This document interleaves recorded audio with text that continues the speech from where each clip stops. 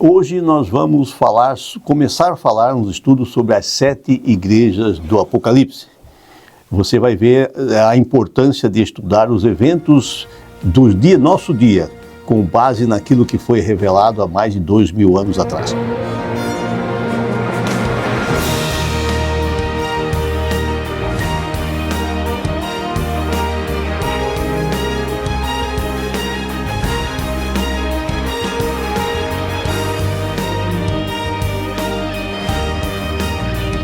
Então, o nosso tema começa no Apocalipse capítulo 2. Vamos falar sobre as 7 igrejas do Apocalipse.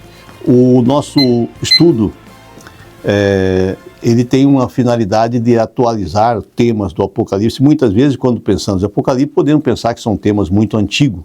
Mas vocês verão quão atualizado e as conexões que ele tem com o nosso dia a dia, aquilo que nós estamos enfrentando no mundo hoje, né?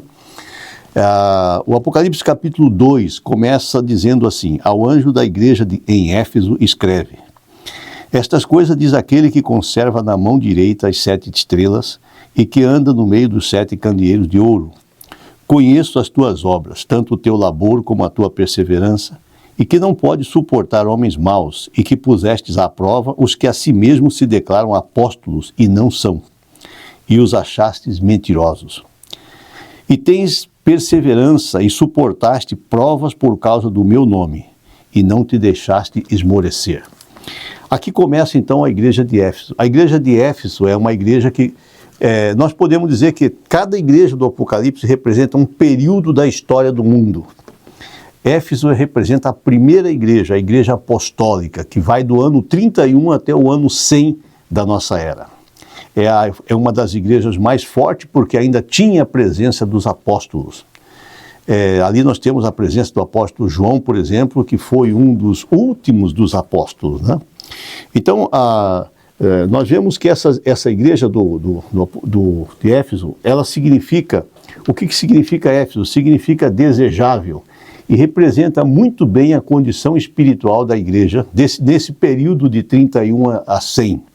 Foi o período em que a igreja tinha uma espiritualidade muito elevada. Foi o período mais espiritual da igreja. Nesse texto nos diz aqui, estas coisas diz aquele que conserva na mão as 7 estrelas. As estrelas são representando a liderança de cada igreja, né? Cada igreja tinha uma liderança. E que anda no meio dos 7 candeeiros de ouro, 7 número de plenitude, né? Jesus representa aquele que anda entre as igrejas, é aquele que sonda os corações, aquele que não abandona a sua igreja, mesmo nos momentos mais difíceis da história, né? O versículo 2 diz: conheço as tuas obras. Deus conhece as nossas obras, Ele sabe exatamente quem somos, aonde estamos, aonde moramos e qual é a vida que nós vivemos. Mesmo no nosso momento de dor, o Deus não nos abandona. Ele sabe tudo, e aqui nessa igreja ele diz: conheço a tua perseverança, né? E que não pode suportar homens maus, e que os pusestes à prova, e a si mesmos se declaram apóstolos e não são. Nos dias dos apóstolos Satanás começou a atuar na igreja e tentou criar confusão, trazendo as heresias, né? Algumas das heresias daqueles tempos antigos, né? Por exemplo, surgiram ali um grupo chamado Ebionitas, que era um grupo que negavam a divindade de Jesus. Depois surgiram também os docetistas, era um grupo que negavam a humanidade de Jesus. O primeiro dizia que Jesus não era divino. Os outros diziam que Jesus não era humano, que ele era só divino. E também surgiram um outro grupo de hereges chamado gnósticos, né? Estes negavam tanto a divindade como a humanidade de Jesus. Ou seja, eles negavam a realidade da encarnação, né? E promoviam a libertinagem. Éfeso, apesar de ter esse nome de desejável, né? A cidade de Éfeso é a cidade onde estava fundada uma das igrejas, que era onde o apóstolo mandou uma das cartas, era a metrópole da idolatria. Ali estava o templo da deusa Diana, que levou 200 anos para ser construído, né? E era uma das maravilhas do mundo antigo, né? Esse famoso templo, ele foi destruído, foi queimado em 262 pelos bárbaros godos, né? Essa cidade era muito importante, tanto é que Paulo trabalhou muito nela. Ele gastou 3 anos fundando uma igreja ali. E posteriormente o apóstolo João, depois da morte de Paulo, se mudou para essa cidade, e dizem que João faleceu, morreu foi nesse lugar, né? Porque ele não morreu em Patmos, ele voltou e morreu no continente, né? Uma coisa muito interessante dessa igreja, algumas características dela, aqui do versículo 4, assim, Deus elogiava, dizia que eles tinham algumas qualidades, mas também tinham um problema, quer dizer assim, tenho porém contra ti que abandonaste o teu primeiro amor. Apesar de ser uma igreja apostólica, que começou com muita força espiritual, né, eles começaram a desanimar por causa dessas heresias que estavam levedando a igreja, né? E começaram então, o mundanismo lentamente tentou entrar na igreja por causa de um grupo que nós vamos falar agora. Lembra-te, pois, de onde caíste, arrepende-te e volta às práticas das primeiras obras, senão venho a ti e moverei do seu lugar o teu candeeiro, caso não te arrependas.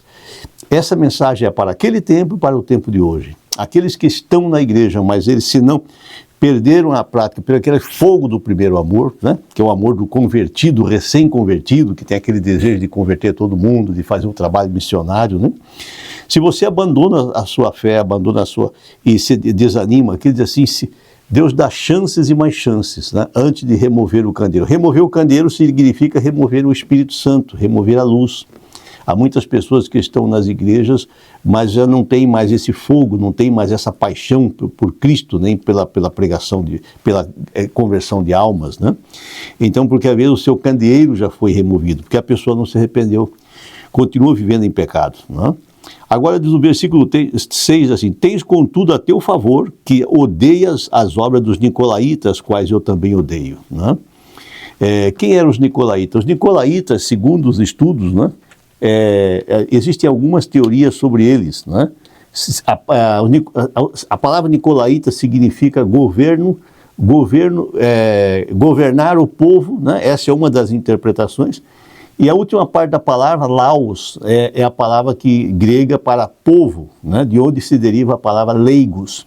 Os nicolaítas representam um grupo, né? Aqueles que tentaram subjugar e dominar os leigos, a grande massa de cristãos, a fim de governar sobre eles. Foi ali que começou o início do clero, né? Porém, essa igreja não aceitou isso, porque a palavra mostra que Jesus queria que todos os que aceitassem o seu evangelho, ele queria formar na sua igreja uma igreja de sacerdotes. Todos deveriam pregar o evangelho, todos deveriam levar o evangelho. Só havia nos tempos de Cristo pastores e leigos. E mesmo assim esses pastores não eram considerados pessoas super santas ou especiais como o clero, depois nós vamos ver que veio depois, que se consideraram. A igreja de Éfeso, ela condenou essa prática. Ali eles não vingaram, né? Infelizmente na igreja de Pérgamo, que veio depois, eles foram coniventes. Enquanto na igreja de Pérgamo eles foram coniventes, permitindo a institucionalização do clero, né? Como sendo uma classe superior e mais santa do que os leigos. E vocês vão ver nas palestras seguintes até onde isso foi, né? As consequências da formação desse clero, né? Para Deus só existe um ministério que é formado por leigos e pastores.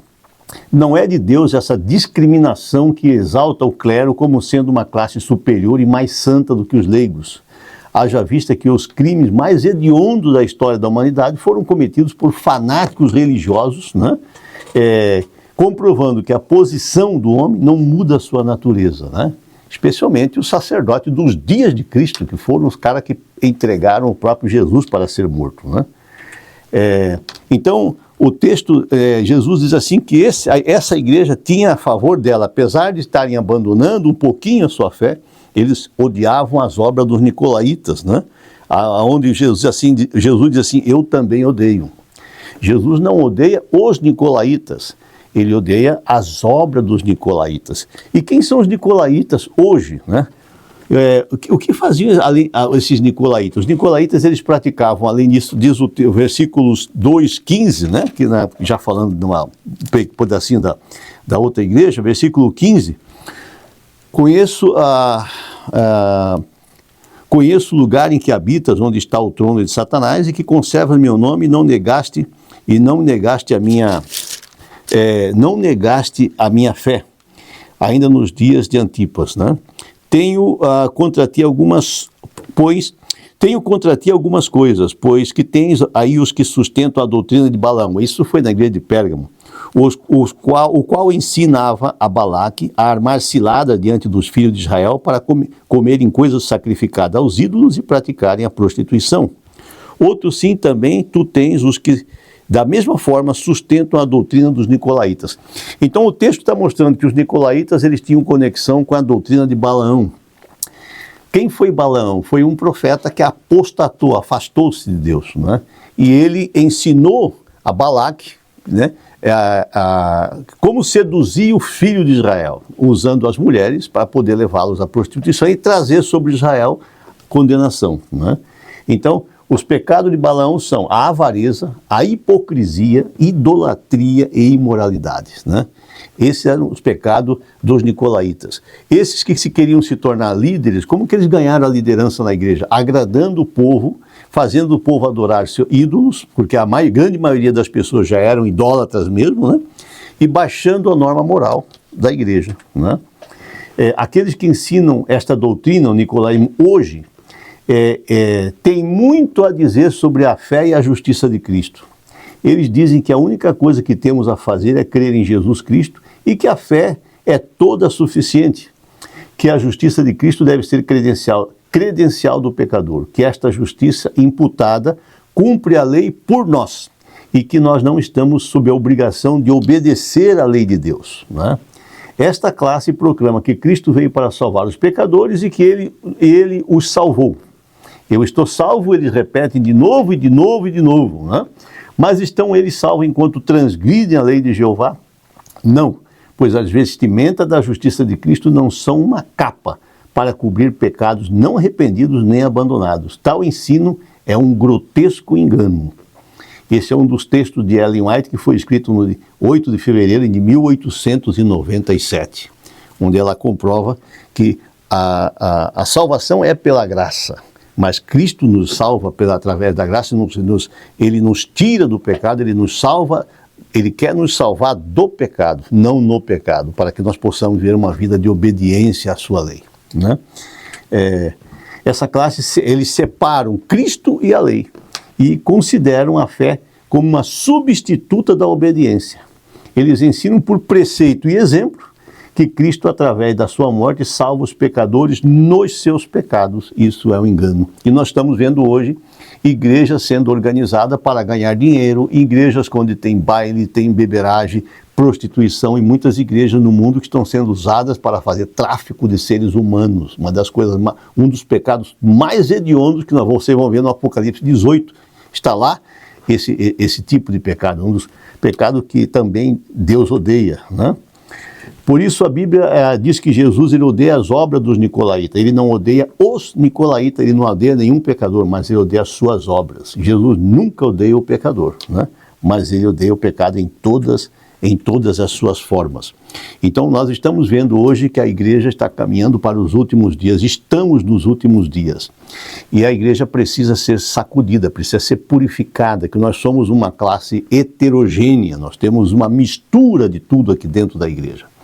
Esse processo de purificação, nós estamos nos aproximando disso. Uma grande crise se aproxima para que isso se torne realidade. Então, a salvação sempre foi e sempre será pela graça, mas ela não é de graça. Deus exige de nós um coração que é a coisa mais cara, mais difícil para o ser humano entregar. E com o coração significa as afeições, os nossos desejos, as nossas paixões. Muitos querem ser salvos, vivendo com todas as paixões mundanas, uma vida totalmente mundana, seguindo todos os ritmos do mundo, mas quer manter um pé na igreja. E o próprio Jesus disse que quando ele vier, a igreja será representada por duas classes. Uma classe que tem dois grupos ali dentro, né? As virgens loucas e as virgens prudentes. Que tipo de virgem louca você? Que tipo de virgem somos nós ou é você? E que grupo você pertence? Os prudentes ou os loucos, né? Então, loucura é querermos ir para o céu carregando o inferno dentro de nós, né? A sombra é para todos, mas a sombra do Onipotente é apenas para aqueles que se assentam à sombra do Onipotente, aqueles que se entregam às mãos de Deus. Que Deus te abençoe, nos abençoe a todos, para que nós possamos ter esse desejo de conhecer a sua palavra. Estamos começando a ver a seriedade dos temas. Deus está chamando a todos para entendermos a sua palavra. O Apocalipse não é um livro selado. A palavra no inglês já diz revelação, né? O termo Apocalipse quer dizer apoc, oculto, lips revelado, é a revelação do oculto, oculto revelado. O livro de Daniel era um livro selado, mas nos últimos dias Deus disse a Daniel que esse seu livro seria desselado, seria revelado. E estamos aí. Querido Pai, nós te agradecemos pelo estudo da sua palavra e agradecemos por essas pessoas que estão tirando o seu tempo precioso para ouvi-la. Quero abençoar a casa dessa pessoa que ouve, esse irmão, essa irmã. O Senhor conhece a todas as nossas obras e conhece cada um deles. Quero abençoá-los, motivá-los, inspirá-los para que eles possam estudar a sua palavra, que possam dedicar mais tempo a ter comunhão contigo e que abram seus corações para a influência do Espírito Santo em suas vidas e estejam preparados para aquilo que há de vir, para o grande retorno do Senhor Jesus nas nuvens do céu que nós esperamos em breve. Nós te agradecemos por tudo, em nome de Jesus. Amém.